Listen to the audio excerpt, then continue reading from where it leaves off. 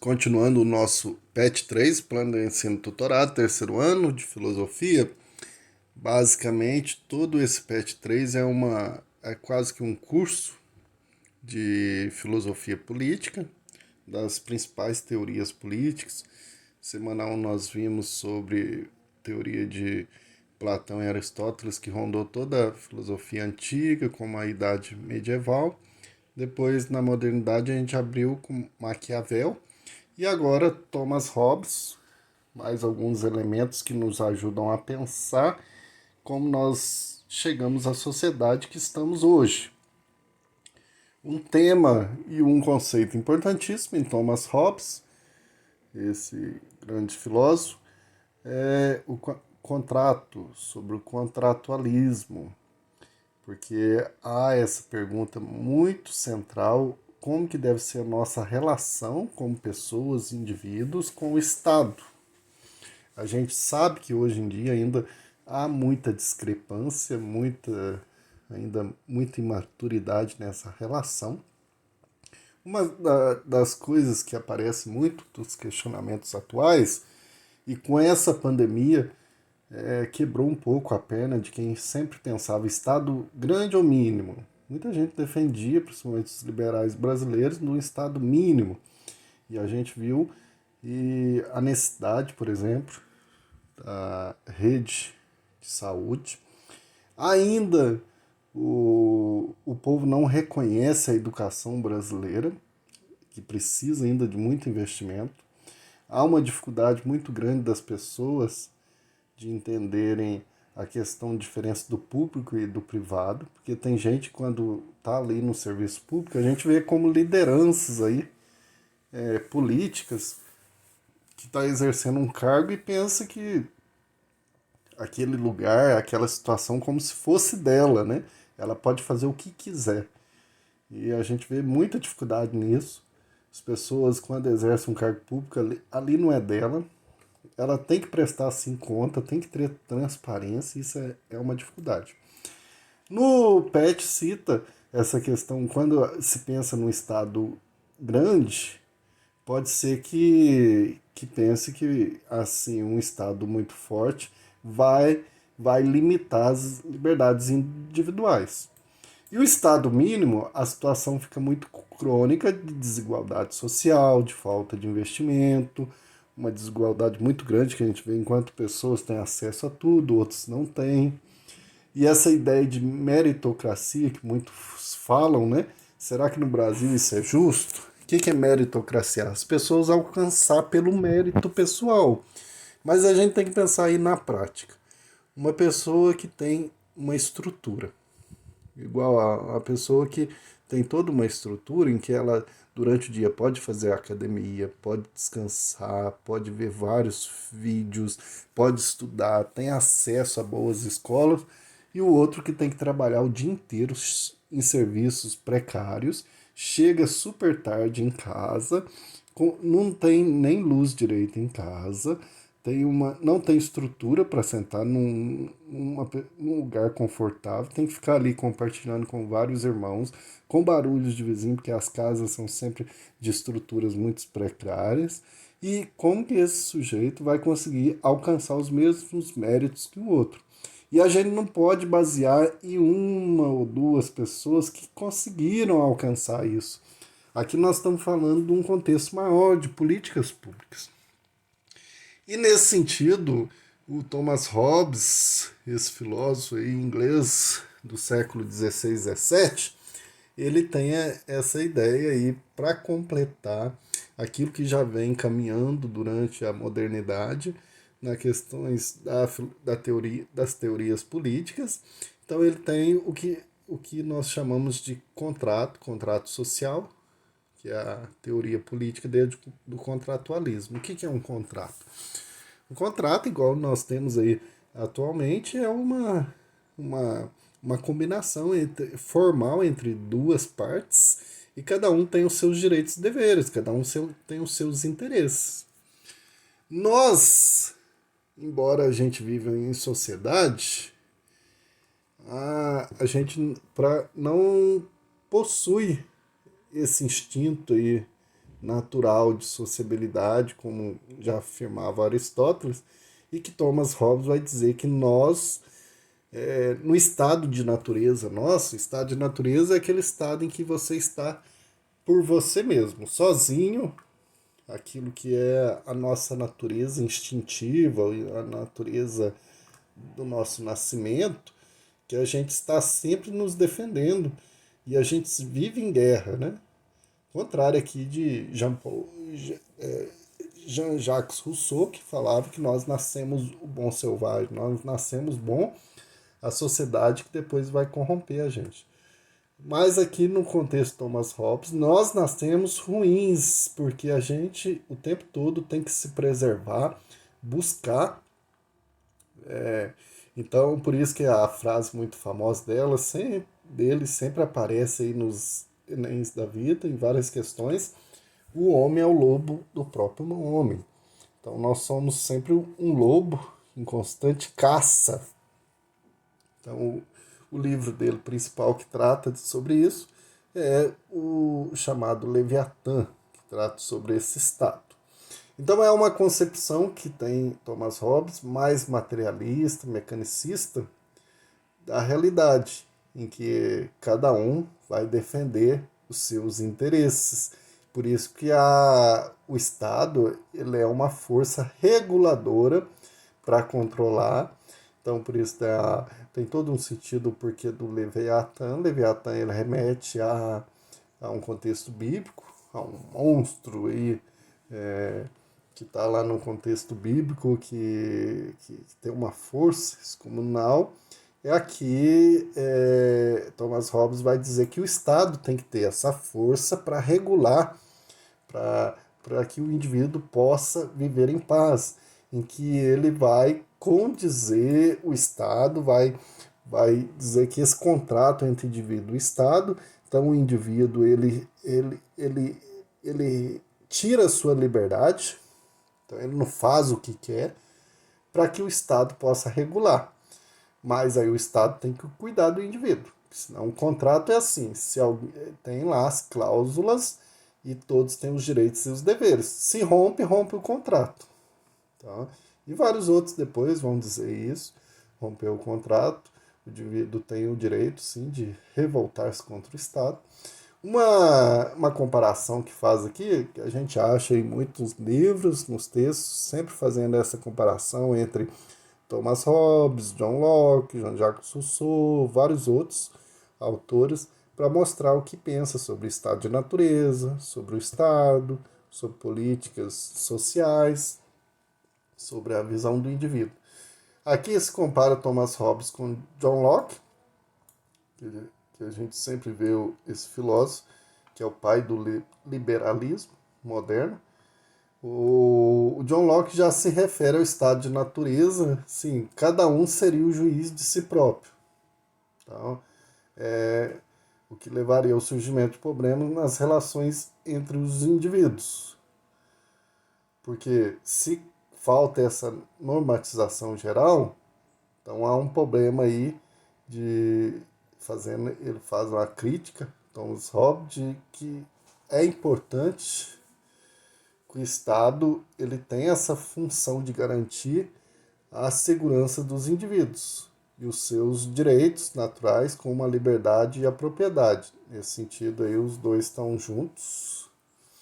O que difere de Hobbes, portanto, é que Locke concebe a sociedade política como um meio de assegurar os direitos naturais e não como resultado de uma transferência de direitos dos indivíduos para o governante e as instituições de governo. Então, enquanto Hobbes coloca o Estado como absoluto, então, o absolutismo desse Estado, que é um Estado forte, preponderante, Locke já defende a liberdade, a propriedade privada, a questão do indivíduo. Então, aí que nasce a concepção do Estado liberal, né? Segundo a qual o Estado deve regular as relações entre os indivíduos e atuar como juiz nos conflitos sociais. Então, o Estado é um regulador, um intermediário e não essa força toda. Há essa diferença, isso é muito perceptível, porque há também todo esse debate entre estado máximo e estado mínimo. Para Thomas Hobbes, nós temos aí a busca de um estado forte, soberano. Para John Locke, de um estado mínimo, mas que tem a sua importância. Então é muito interessante a gente ver esses vários pontos de vista, porque diariamente a gente está discutindo sobre isso. Então, todo esse conceito de contrato é muito importante. Nós temos aí as atividades da semana, né? Uma, duas atividades objetivas, três, quatro atividades, cinco atividades objetivas, que relacionam toda essa questão da teoria do contratualismo de Thomas Hobbes. E é importante, e algumas que fazem essa comparação com John Locke, é importante para a gente treinar, aprofundar, poder entender um pouco mais porque essas discussões que nós temos hoje, variadas discussões nesse aspecto político, e é importante a gente, como brasileiros, começar a gostar da política, mas para começar a gostar da política, é voltar-se a esses grandes pensadores. Boas leituras, leia com muita atenção e aprofundem, veja a segunda parte do vídeo sobre a questão do Enem e até a nossa próxima aula. Um abraço. Nesta parte do vídeo, que sempre colocamos para quem está se projetando na vida, preparando aí para o Enem, logo já estamos chegando próximo ao tempo do Enem para fazer, é preciso sempre nos preparar com técnicas e estratégias.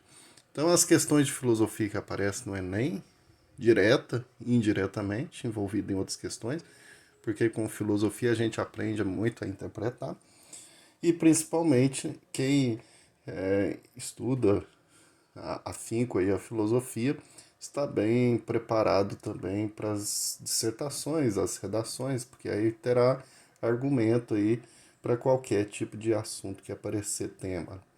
Então, né, nesta semana, nesse vídeo, nós vamos ver uma questão de 2019, muito importante, que vira e mexe sempre aparece, que é as questões de teoria política, porque a política nasce da filosofia, essa política nós conhecemos no mundo ocidental, e nessa questão de 2019 trata sobre o filósofo Maquiavel, que muitos dizem aquele que abriu, rompeu com a visão antiga de política e abre uma nova visão, a visão moderna da teoria política.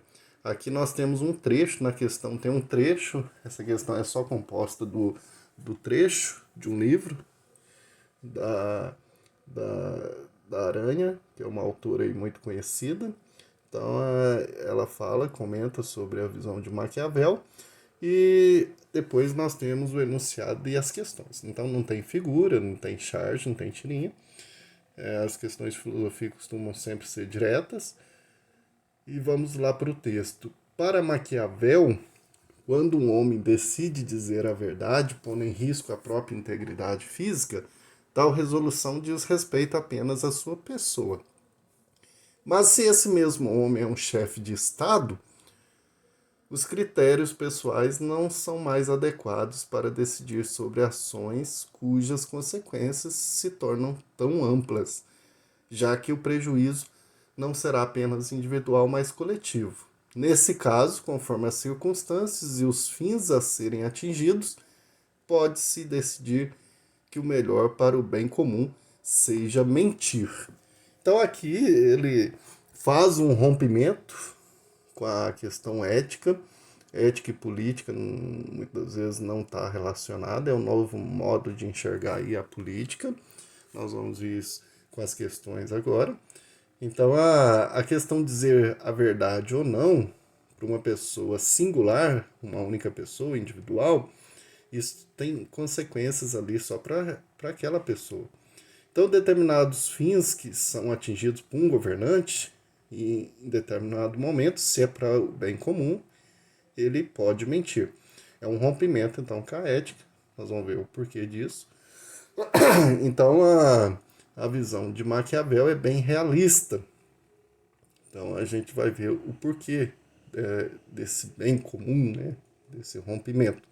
Então aí traz essa visão, esse rompimento com a ética. No enunciado, então, o texto aponta para uma inovação. Qual que é essa inovação? Que existe uma distinção. Então eu já apontei, né? Então nós temos várias alternativas que contrapõem elementos, temas que são para um governante, a distinção entre eles. Mas antes de responder e ver as alternativas, vamos ver que a inovação que Maquiavel traz na política é a coexistência de duas morais. Uma é a individual, a qual todo homem comum estaria submetido e seria parte da socialização e da experiência cristã, e a outra é a política, que seria própria daqueles que têm sob a sua tutela o controle de um Estado. Então, ele rompe aí e faz uma divisão entre duas morais. Por quê? Porque até ali o contexto em que ele vive, né, até esse início da modernidade, nós temos aí, durante toda a filosofia antiga, que se baseia em Aristóteles e Platão, que a ética é importantíssima na condução de um povo, na governança. E depois, durante toda a Idade Média, com uma forte influência da igreja, nós temos aí que as questões éticas, morais, elas influenciam. Então esse rompimento se dá na modernidade, porque aquele que governa, ele tem para justificar, por isso que vem aquela velha, os fins justificam os meios, que não é uma frase muitas vezes direcionada para Maquiavel, mas ele não disse isso. Mas a questão da filosofia nesse entender aqui é aquilo que aí tem que entender todo o conjunto da obra, né?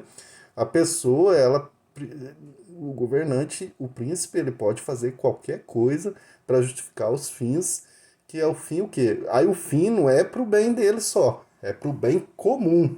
Aí que está a distinção importante, porque muita gente faz qualquer coisa para benefício de si. Não, o governante é aquele que está sempre governando uma nação, um Estado.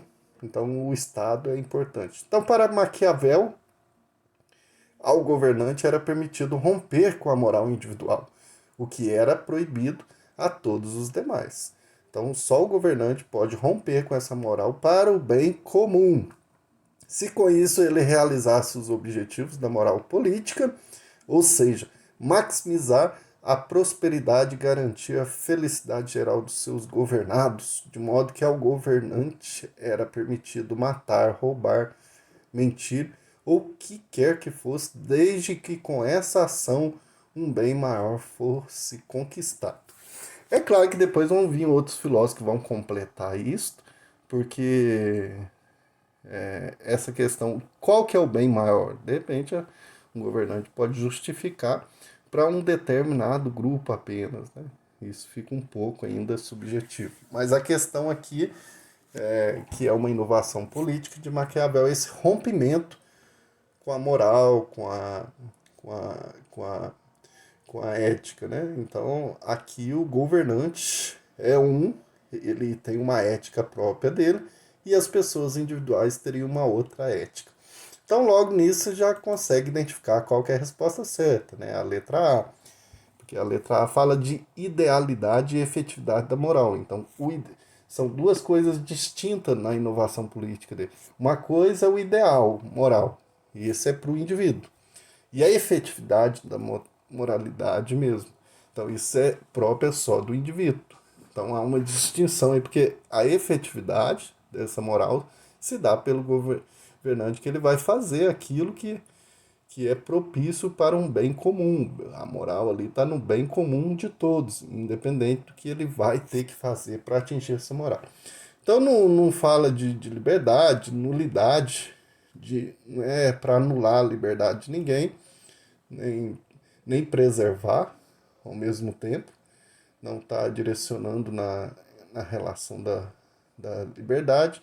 não faz distinção que é ilegal e que é legal do governante, porque tudo para o governante é legal, desde que tenha esse fim, que é o bem comum, porque certas decisões que ele vai tomar sempre vai ser para o bem comum. Então não estipula isso é próprio ou isso não é próprio. Verificabilidade e possibilidade da verdade, não também, porque o governante ele pode mentir, se é para o bem comum. Objetividade e subjetividade do conhecimento, aqui não está relacionada a conhecimento. Conhecimento é teoria do conhecimento, é epistemologia, outra área da filosofia, que nós estamos tratando diretamente com a questão da teoria política, da filosofia política. Então, Maquiavel propõe como inovação na análise da política uma análise realista das dinâmicas dessa esfera. Então, para ele, a gente tem que ver o que é a realidade mesmo. Então, ele rompe com esses idealismos que vêm desde os tempos antigos, das teorias de Platão e Aristóteles, mesmo que Aristóteles dizia que era realista em vista de Platão, mas depois se tornou muito ideal a sua forma de pensar que a ética e a política têm que caminhar juntas. E Maquiavel rompe com isso. Assim, seu pensamento é crítico ao idealismo do pensamento político que vigora até então, o que vigorava até então, o pensamento de Platão e de Aristóteles, baseado nas teorias clássicas, né? Teoria clássica são os filósofos clássicos. E aborda a moral do príncipe por uma perspectiva pragmática, por uma perspectiva de busca de soluções práticas ali para o bem comum. Então, a moral do príncipe é uma moral que ele deve buscar sempre o bem comum, não para o bem próprio. E as ações dele, independe do que for, ele pode fazer o que quer, desde que essa perspectiva pragmática seja para o benefício de toda a nação. Então é uma questão interessantíssima, que vira e mexe, aparece de diversas formas, e dependendo do tema da redação também, ajuda você a ter essa visão aí diferente da teoria política agora moderna, né? Em que a ética e a política se rompem. Agora o príncipe é aquele que ele governa a favor de todos. Essa é a política moral dele, que governa independe da ação do que ele vai ter que fazer, desde que seja para benefício de todos. Então, bons estudos, boa preparação para o Enem e até a nossa próxima aula.